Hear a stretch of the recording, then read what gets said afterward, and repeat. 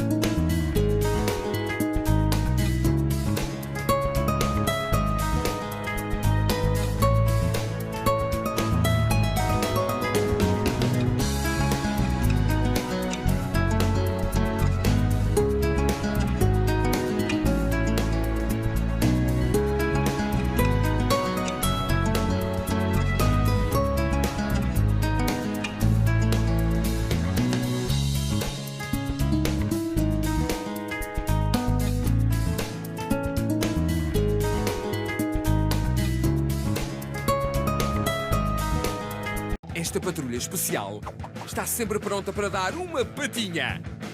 O Chase vai ajudar. Patrulha Pata a entrar em ação. Vamos voar pelo céu! Os cachorros-heróis vão brincar, escorregar e divertir-se enquanto salvam o dia.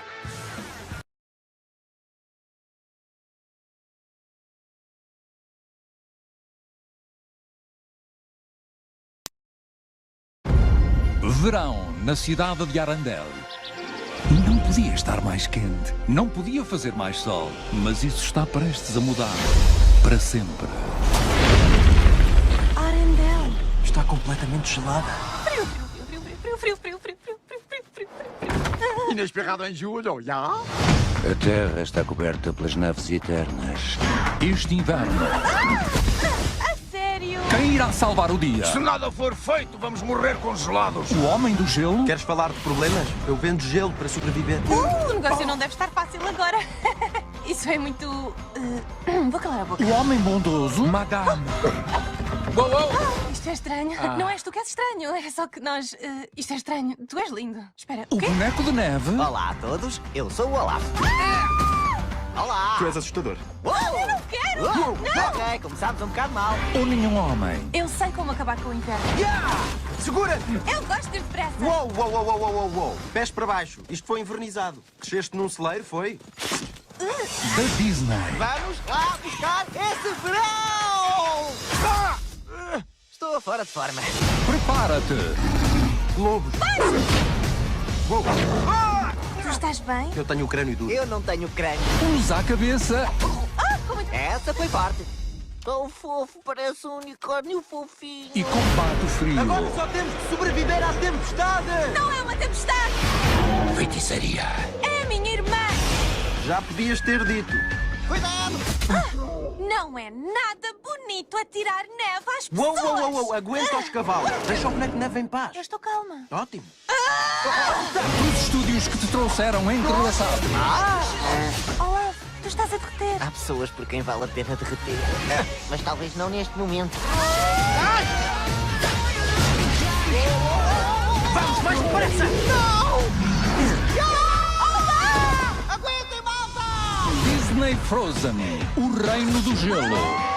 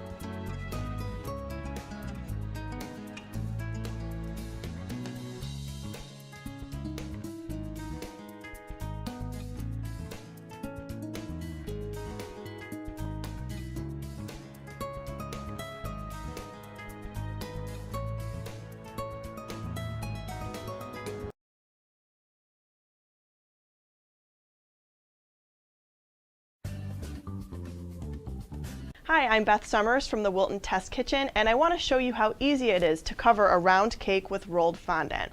I have my round cake all set up here, ready to go. It's on a 10-inch cake board, and I have an 8-inch round cake, so you want to put it on a base that's at least 2 inches larger than your cake. And as you can see, it's very level all the way around. That's the first thing you need to know, because then we can ice it very nice and level.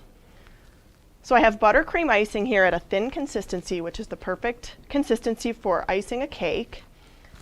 And you're going to spread it onto the cake just like you would if you were just icing it normally, leaving it as a buttercream iced cake. You want to make sure that you get it as even as you can. It doesn't have to be perfect at this point, but as even as you can, because the more even it is, the more even your fondant will be over it. So I'm using my angled spatula here and making sure my top is nice and flat. And I have a normal coating of icing here, a normal amount. So if you prefer a 1/4 inch or 1/2 inch, that's what you should do. Okay, so that looks good because it's nice and flat. Now I'm just going to move to my sides. Once you have your cake iced, the next thing to do is measure the top and the sides, because that's how you're going to figure out how large of a piece of fondant you need to roll. Measure the height of the cake, multiply that by 2, and then add the diameter. My cake is just about 4.5 inches tall and 8 inches across. So that's how I know how big I need to get. Now, you're going to take your fondant out.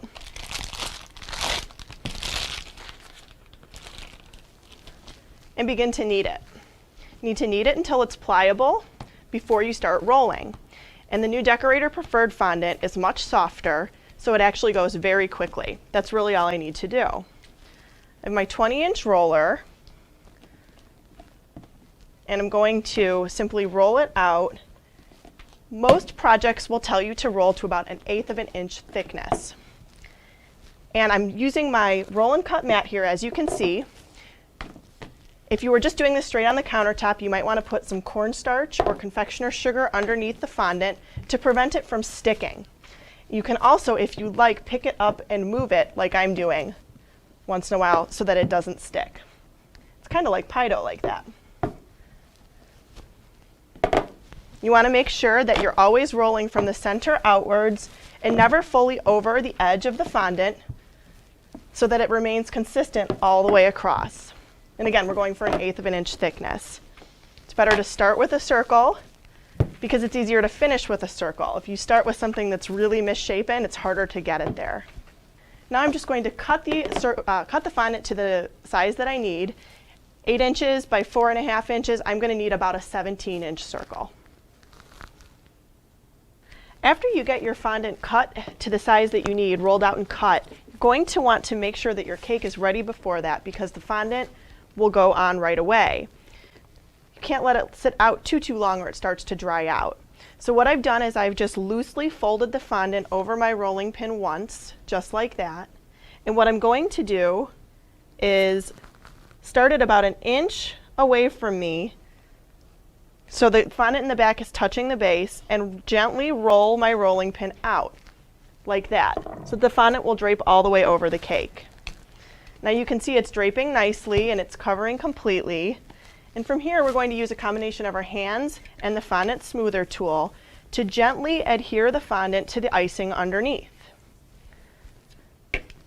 And then start pulling the fondant away from the cake as you use your hand to slide down it to get rid of any creases. So always pulling down, away and down from the cake as I go so that the creases actually come past the edge of the cake so that they're on the cake board itself as opposed to on the side of the cake. That's the trick, just to continue pulling and smoothing down. And this fondant is really stretchy. The Decorator Preferred fondant works really nicely. It also drapes really nicely over the cake, so it's very, very easy to do this cover. Rotate the cake as you go so that you're always able to see the part that you're working on. And just going all the way around, pulling it out and smoothing it down. Don't worry if you have a few little lumps. We're going to go back with the smoother at the end after everything is adhered. So So I've gotten almost all the way around, and here a lot of people have problems. This is the tricky bit. It's adhered on both sides, and then there's this flap. It's okay, just pull it out one more time. You're gonna loosen it a little bit on either side there from where it was attached, and just pull it again a little bit more so that all of that draping comes to the bottom of the cake and then over onto the cake board itself. See, there's a pleat here, but there's nothing here. So what now we want to do is take our smoother and go all along the top and the sides to get a nice clean finish. And you're going to go all the way to the cake board here to create a nice, tight, adhered fondant. If you get any bubbles in your fondant, you can use a pin to insert a pin at an angle very gently to release the air and then just smooth back over it. That'll happen once in a while. And then I'm going to use my fondant trimmer here to very carefully go around the cake. I have one little seam there, so I'm just going to go back and re-smooth it out, get rid of it. A little bit of a perfectionist. And cut away the excess fondant as close as you can to where the cake meets the board. Again, making sure to turn the cake as you do this so that you can always see where you're cutting. And I like to do it in smaller portions rather than go all the way around in one big strip, because sometimes the fondant might stretch. You don't want that to happen. So tiny little strips is my preference. And there we go. So we have all the extra fondant off of the cake, and just one more time we're going to go around. If you have any buttercream on your board, I have a little bit, wipe it up before you do your final smooth so that you don't get anything on the side of your fondant. So one final smooth, just like that.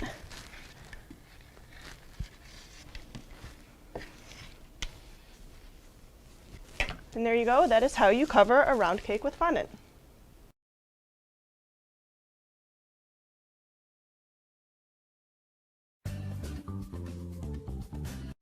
Hi friends, I'm Stephanie from Wilton, and we have received tons of requests to see the checkerboard cake pan, so you ask and we answer. That's exactly what I'm going to show you today. Although I'm going to do something a little bit different. I'm not going to do the traditional black and white checkerboard. I'm going to do kind of a bit of a tie-dye effect.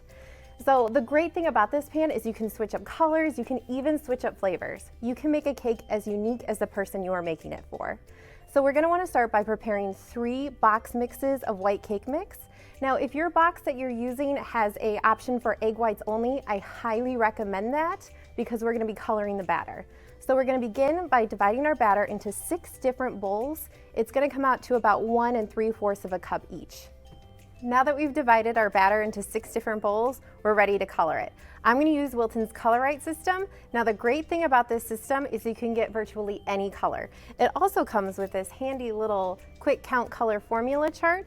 I'm going to be using the Bright and Bold palette because I want a very vibrant color. So I'm going to start with purple. That takes 20 drops of pink and 2 drops of blue. Our next color is 36 drops of red, which is of course red.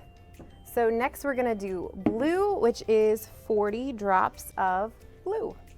Our next color is green, which is 16 yellow and 2 blue. I am loving how these colors are looking. So our next one is teal, that is 8 blue and 2 yellow. Just one color left, and that is yellow, which is 10 yellow and 2 orange. All right. Yellow is done. We are ready to fill our pans, but first we are going to put each of these batters in a decorating bag. The checkerboard cake pan comes with this handy little ring dividing set, and when we fill the pan, we want to keep the batter in this ring separate from the batter in this ring, so it really helps to use a decorating bag so you can really control where the batter goes. It's a lot easier than just spooning the batter in. You can always do that, but this option is a lot easier. So I'm going to use the Perfect Fill batter tip to keep my project nice and clean. So you prepare this bag like you would any other coupler. Just drop the bottom half in, narrow end down, and I'm going to push it as far as it will go without forcing it too much. And I'm going to mark it with my scissors right below the first thread. I'm going to pull it back, and right where I marked, I'm going to cut. And then unlike a normal coupler, this you don't need a tip for. This is just, it's just the coupler. There we go, we're ready to go. And I'm gonna use this pint glass right here, and I'm gonna put my bag in there and fold it over. And the reason I'm doing this is because it's a lot easier to just pour your batter in, and this way you don't need like 3 arms to do it. All right, so we're gonna take it and pour the batter in nice and clean. And with my other hand, I can use my spatula to make sure I get the full amount of batter in there. Whoop, it's coming over the side. That's okay, we got it. Saved it. Now we have our perfect batter tip to keep our batter from coming out the bottom, but to keep our batter from coming out the top when we're not using it, I'm gonna use a bag tie. Now before we start putting our batter in, we wanna of course spray our pan so our cake actually comes out. All right, perfect. So I'm gonna put my ring in there, and you want to center it as much as possible. And I'm gonna grab my purple batter, and I'm just gonna start doing little blobs. There's no rhyme or reason to where I'm doing this. We want it kind of random, just like a tie-dye. Okay, so then I'm gonna go to my red. I'm gonna do the same exact thing. And then I'm gonna take a toothpick. I'm gonna swirl all that color together. For our next section, I'm gonna do blue and green. I'm gonna do the exact same thing, just a blob here, a blob there. Okay, I'm gonna switch out to my green. For the last section, I'm gonna do teal and yellow. All right, so now we're gonna go ahead and lift up the ring and just make sure you pull it up straight because you don't want any of the batter to mix. Okay. Awesome. Before we fill our next pan, we want to make sure the ring is nice and clean, so I just ran it under some hot water just to clean off all the batter. Okay, so for our next cake, I want to stagger the sections so you get that checkerboard look. So I want to make sure on the last cake I did red and purple, blue and green, teal and yellow. So now I'm going to start with blue and green on the outside. You notice I'm using my hand to hold the ring steady, so when I'm mixing it with a toothpick, I don't accidentally knock the ring and spill some batter. So I'm gonna do teal and yellow in the middle for this one. Go ahead and give that a swirl. And then our last section is gonna be the purple and red. Okay, we're gonna take our ring out. It's very important to take out your ring because it's plastic. You don't wanna put that in the oven. We're gonna pull it up straight, keep the batter divided. Okay, now for this one, we are gonna start with teal and yellow on the outside. And remember, you don't want any overlapping of the colors. So if you forget what color was on the outside of your last cake, just look at your last cake as a reference. So for the middle of this one, we need red and purple. And then finally, we are gonna end with our blue and green in the last section. We're gonna remove the ring straight up and down. Okay. All right, perfect. Oh, I am so excited. These are gonna look so cool. So we're gonna bake these in the oven at 350 degrees for about 30 to 35 minutes. Our cakes are done. Now we're ready to level and fill them. So I'm gonna go ahead and use my cake leveler here. All right, I have it right at the position I want it. So I'm gonna hold my hand on top and just saw back and forth. Okay. Now the top of the cake looks really cool, but just wait when I take the crown off. Oh, look at that. How cool is that? I am so happy with how these turned out. I am ready to fill them and ice them with white icing. And I'm doing that on purpose because I want to keep the filling and the outside kind of plain just because the inside is so colorful. Very gently lay that on top here. Okay, and our final layer, just put that gently on top. All right. Go ahead and ice it now. Oh my gosh, it smells so good. I wish you could like smell it through the camera. It smells so good. Okay, now that our cake is iced, I'm gonna go ahead and throw some sprinkles on there because let's face it, all cakes are a little bit better with sprinkles. I have a mixture here of, I have some blue and pink and yellow jimmies, as well as some purple and pink and white nonpareils. So just like the inside of our cake, I'm just gonna randomly just put them on there. And this project can get a little messy. Okay. Now is when all of our hard work pays off, when we finally cut into the cake. That is the big wow factor with this pan, is when you finally cut into it. Seriously, make this cake at your next event and just wow your friends. I hope you had as much fun watching this video as I did making this cake.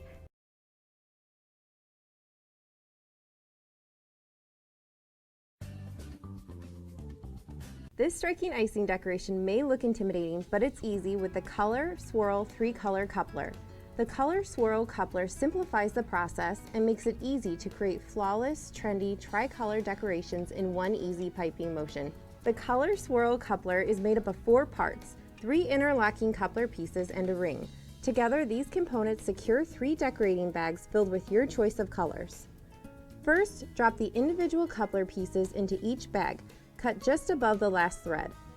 Assemble the interlocking pieces with the notches as your guide. Add your decorating tip, then twist the ring to lock into place. I'm using a 1M, but you can use 1A, 2C, or 4B. Now you're ready to fill the bags. Fill each bag about a half cup. You can use 2 or 3 colors. I'm using 3. Because it's a coupler, you can also easily switch out decorating tips to create a variety of multicolor decorations without filling new decorating bags. Pipe a tricolor 1M swirl for an easy but impressive decoration. Or pipe a trendy round swirl using tip 1A for another cupcake look with a tricolor twist. Match your party colors, team colors, school colors, and more. Want to match your party decor, theme, or celebration? Check out the Color Right Performance Color System for bolder, brighter, more versatile multicolor icing swirls that are easy to mix, easy to match.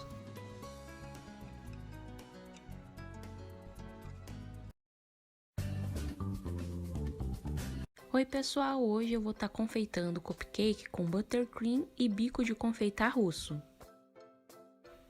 O bico de confeitar russo ele é bem grande e o efeito que ele deixa de florzinha fica super bacana. Aqui nessa foto dá para ter uma ideia do tamanho do bico de confeitar russo, ele é bem grande.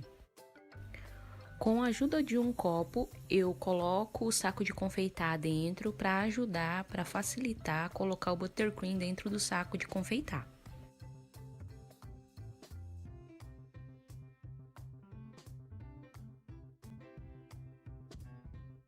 O cupcake que eu vou confeitar, ele é de chocolate, é a mesma massa do bolo de chocolate que eu já postei aqui no canal, eu vou deixar o link aqui em cima do vídeo. A temperatura para assar esse cupcake é de 180 graus por 20 minutos. Seja qual for o tamanho da forminha de cupcake que você vai utilizar, você deve adicionar somente metade da massa até a metade da forminha. Se você ultrapassar mais da metade da forminha, a hora que começar a assar, ele vai transbordar. Com o saco de confeitar na vertical, você vai pressionar sobre a superfície do cupcake durante 2 segundos. Encostou na superfície do cupcake, conta 1, 2, pressionando e vai subindo, pressionando, para de pressionar e solta e vai sair a florzinha. Novamente, pressiona, 1, 2, sobe, pressionando, pressionando, para de pressionar e solta. O buttercream, ele dura 3 dias fora da geladeira em temperatura ambiente e na geladeira ele dura 1 semana.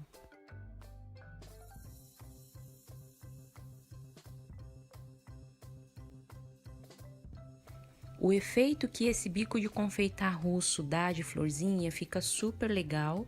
Eu testei com o chantilly, mas não ficou bom. O melhor mesmo foi o buttercream, porque o buttercream é mais firme.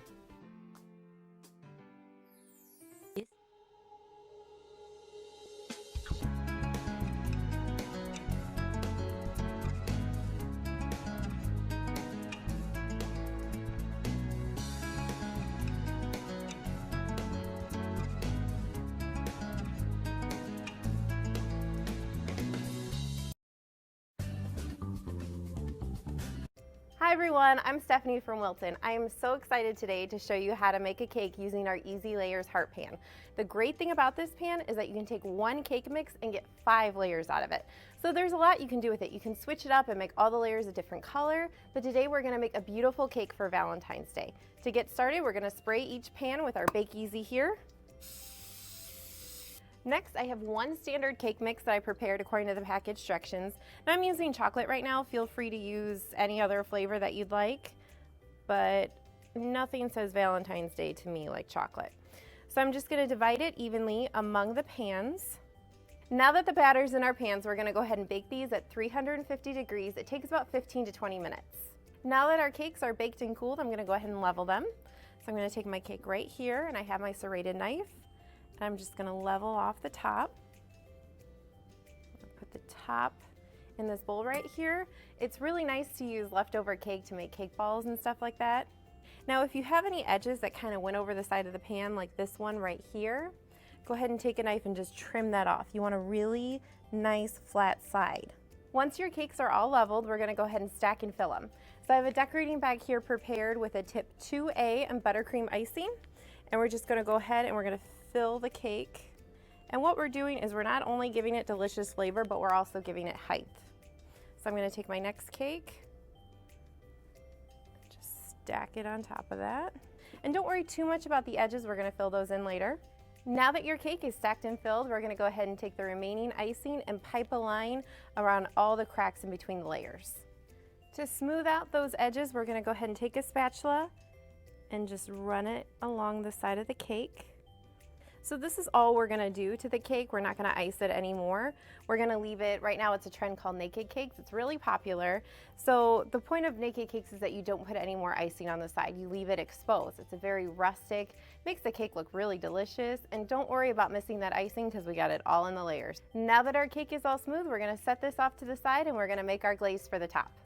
To make the glaze, it's really easy. I have right here 2 1/4 cup of powdered sugar. I'm gonna add in 3 tablespoons plus 1 teaspoon of milk, half a teaspoon of clear vanilla extract. Okay, then we're just gonna mix that all together. What we're gonna do is we're gonna drizzle this on top of our cake. So you want it to be a nice thin consistency, almost like color flow. So if you find you need to add more milk, go ahead and do that. The glaze is done, so I'm gonna go ahead and divide it out because we're gonna color it. So for my burgundy, I'm gonna take my icing color right here. Go ahead and stir it up with a toothpick. Put a little bit of the color into that glaze. I'm gonna take my spatula right here and I'm gonna mix that color in. The next glaze, we're gonna do 1 shade of red. So I'm gonna make this the lighter shade. So I'm gonna take my red icing here and I'm just gonna add a touch of color. It's almost gonna look pink. For the next shade, we're gonna make it a little deeper red. So I'm gonna add more red coloring than I did before. And don't forget, you can always go back and add more color if it's not the right shade you want.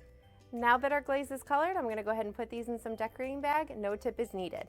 I'm gonna cut off the end of my bag right here, and I'm gonna drizzle at the end, and I wanna do it in lines. So there's no rhyme or reason to the shades of colors I'm picking. It's all very random. We just want it to look nice. And we're gonna do lines of different colors. And we want the edge to kind of drizzle off. You see how it's doing there? And if I even want some more drizzle, I can add a little bit more. And we're done. Now you have a beautiful cake to share with your sweetheart, your friends, or just eat it yourself. I don't judge.